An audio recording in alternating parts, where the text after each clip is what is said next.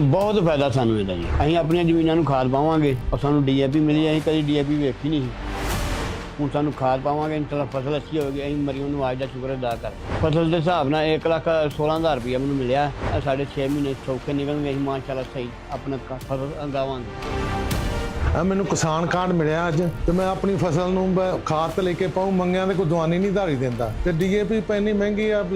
ਆਪਣੇ ਪੱਲਿਓਂ ਪਾਉਣ ਦੀ ਫੁਰਸਤ ਹੀ ਨਹੀਂ ਮਿਲਦੀ ਤੇ ਇਹਦੇ ਨਾਲ ਕਿਸਾਨਾਂ ਨੂੰ ਬੜਾ ਫਾਇਦਾ ਹੈ। ਕਾਰਡ ਦਿੱਤੇ ਨੇ ਮਰੀਮ ਨਵਾਜ਼ ਦਾ ਬੜਾ ਸ਼ੁਕਰੀਆ। ਇਹਨੇ ਗਰੀਬਾਂ ਦੀ ਇਹ ਕੋਈ ਨਾ ਕੋਈ ਹਿੰਮਤ ਹੋਈ ਆ ਕਿ ਚਲੋ ਖਾਦਾਂ ਪਾ ਕੇ ਆਪਣੀਆਂ ਫਸਲਾਂ ਦੇ ਬੀਜ ਲਵਾਂਗੇ।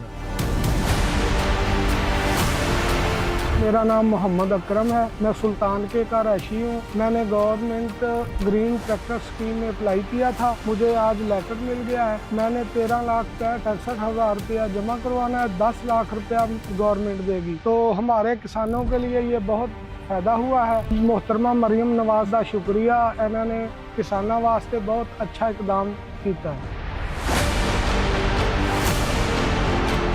जी, मेरा नाम मोहम्मद अरशद है। मैं मोलावाल का रहायशी हूँ। मैंने ग्रीन ट्रैक्टर स्कीम के लिए अप्लाई किया था। 3.5 एकड़ मेरी ज़मीन है। ट्रैक्टर मेरा निकला है कुरानदाजी के ज़रिए। इसकी टोटल कीमत 23,65,000 है। इसमें से 10 लाख गवर्नमेंट ने हमें देने हैं और 13,65,000 मैंने खुद जमा करा। मरीम नवाज साहिबा किसानों के लिए बहुत अच्छा काम कर रही हैं।